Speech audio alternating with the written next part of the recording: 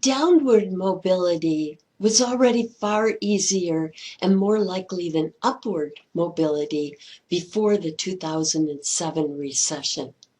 Catherine Newman has focused on the study of this phenomenon, published many studies and books, and her most well-known book titled Falling Out of Grace.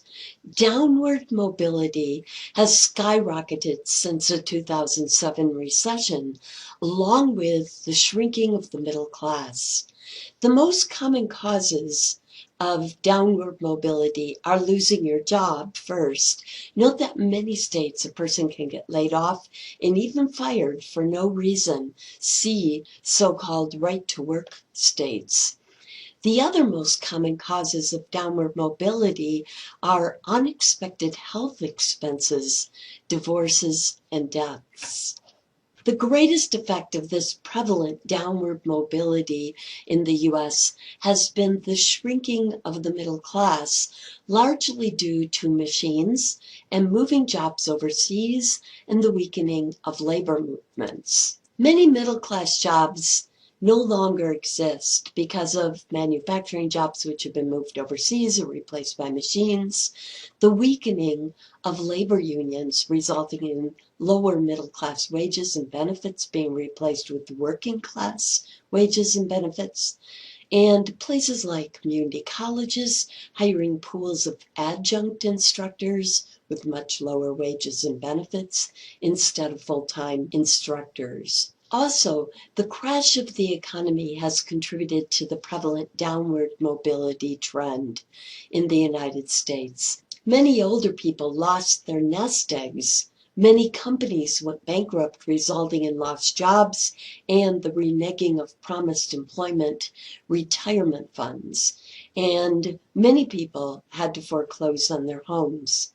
In conclusion, the probability of downward mobility in the United States is exponentially higher than the probability of upward mobility. Michael Krauss has focused his research on how social class reflects more than just the material conditions of our lives. It affects our aesthetic and intellectual preferences, such as how we eat and how we dress, how we spend, how we play, how we save money, etc. The term for all of this is taste culture. So Michael Krauss studies how social class affects consumers' taste cultures. We're going to explore some of these effects of social class on taste cultures. And you don't need to worry about which one are Krauss's or not. Just know that Michael Krauss is the leader in this kind of research on how social class affects taste cultures. Which two classes of the five-class system do you think do the most fine dining? You probably guessed upper and upper middle. In other words, the blue bloods, the nouveau riche, and the professionals. A fine dining restaurant example in Tempe, where Arizona State University is located, is called House of Tricks. Can you think of a fine dining establishment in your hometown? The lower middle class, in other words, the semi-professionals, prefer table service restaurants but are more price conscious. So popular casual dining restaurants in this class include Red Lobster, Olive Garden, Chili's, Outback, and TGI Fridays. The lower classes, the working poor, and rock bottom, are hit the hardest on health. Table service restaurants are viewed as indulgent. Thus, any eating out tends to be takeout, like pizza, burgers, fried chicken, which also tends to be the least healthy. Speaking of health, Stunkard has focused his studies on social class and health and found that obesity is most prominent in the working class and the working poor. All-you-can-eat buffets encourage unhealthy overeating, right?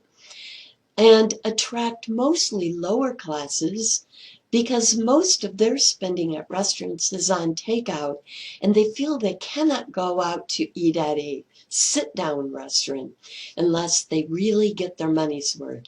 Read all-you-can-eat buffets. The lower classes also cannot afford to have food go to waste, so they tend to buy less produce. They also tend to use carbs such as rice, bread, and potatoes to stretch meals out. In other words, it generally takes at least a middle-class income to afford to be health conscious.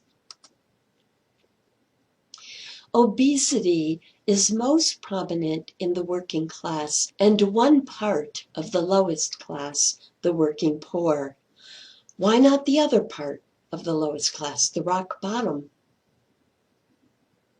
Low income and poverty promote obesity, but as you might have guessed, extreme poverty promotes malnutrition.